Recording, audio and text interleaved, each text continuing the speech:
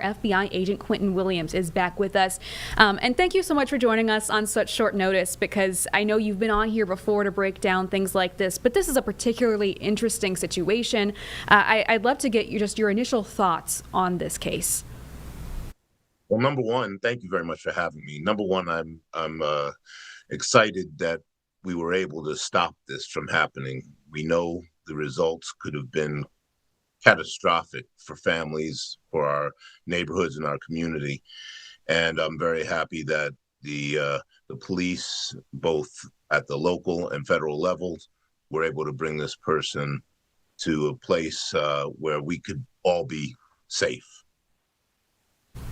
This could have been, as you mentioned, just a terrible, terrible situation. I'm curious about the FBI's investigation into this. When you have something like this that involves social media, involves things online, how does law enforcement take on something like that? There are a few components of these kinds of investigations. There's usually some information that is gathered by an informant, and that could be a cooperating witness or a confidential informant. That information is usually the spark that leads to the larger investigation. I'm not sure exactly what happened in this case. We'll be finding out more information, but I do know that there were undercover officers who were communicating with this person to find out more information. And, you know, with the criminal element, there are a lot of people in the criminal element who like to brag about what they're doing, what they've done, what they're going to do. And that often leads to this kind of result. So very thankful for all the hard work that our law enforcement officers are doing out there to keep us safe. Now, this is also interesting from the angle of this is a young man. This is an 18-year-old who is now charged in this situation. That, of course, meaning that he will be charged as an adult in this case. But is that surprising that someone so young would be involved in something like this online? Not necessarily. The radicalization of young people is something that's been happening since before I was born. So I'm not surprised by this. And I would expect that there are many other folks who are being targeted for this kind of activity in the future because they're vulnerable, and it doesn't take a lot to radicalize them. I thought it was interesting you mentioned kind of the history of people engaging in this, posting about it online. You'd think that would be a hindrance to their plan. So that's a pattern that y'all see in law enforcement is people posting about this kind of stuff.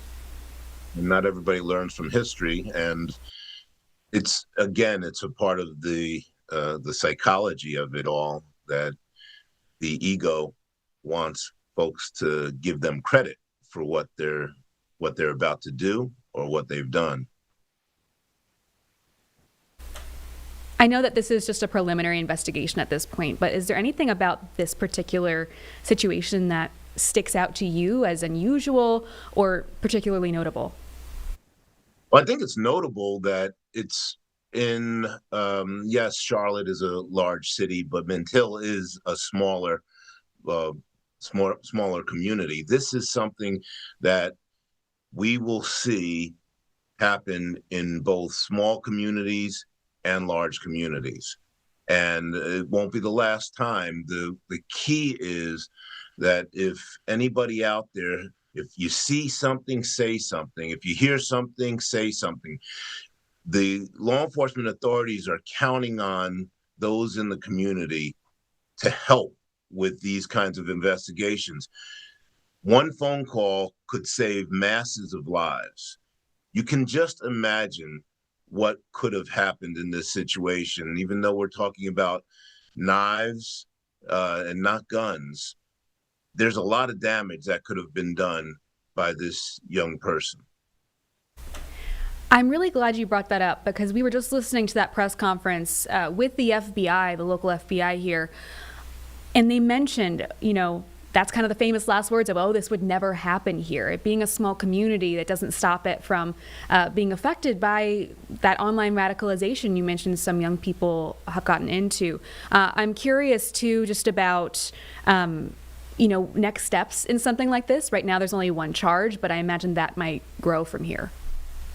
Yeah, this is just the beginning, so I wouldn't be surprised if there are numerous charges added to this. And I mean, it's serious. This is serious. This is serious stuff. But it would have been even more serious if we had survivors or victims who were hurt, and what that could have done to the families. These folks want to terrorize. They want to scare people so that we're not going to cafes and boutiques and taking walks in the park because we're so concerned. Of course, we have to fight back against that.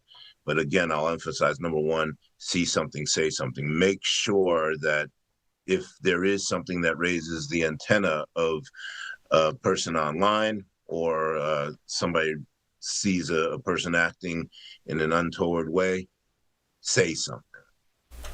This is also an interesting situation because the suspect here, it sounds, believed he was working with other people. Of course, it now turns out that those were undercover agents doing a great job. But in this situation, I know we've seen other similar situations that have been thwarted around the country just this year. Does a person like this typically work alone? I mean, you've mentioned that they tend to post about it, but it sounds like that's a pattern for them to be working with others online. There are a lot of lone wolves who do this kind of thing. They don't work with other people, but that doesn't mean that there aren't concerted conspiracies being taking place with groups of people. It runs a spectrum from the lone wolf to the groupthink of many people who are ready to do whatever damage they can. And we've seen all of that happen in the world over the last several years. When we look at what happened in Israel, and that act that lives with us to this day and will forever live with us. And then a lone wolf situation where somebody just decides that they're going to make the news. So it's just the law enforcement counts on information in order to be proactive, to preempt this stuff.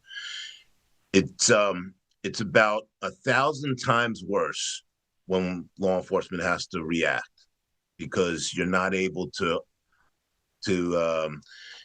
go back in time and prevent the injuries. The injuries and the fatalities are what we're trying to be proactive about. So we count on everyday citizens to help with this. Absolutely. And like you've said, if you see something, say something, and very, very thankful that this was stopped before it could get any worse. Quentin, thank you so much for joining us. Thank you.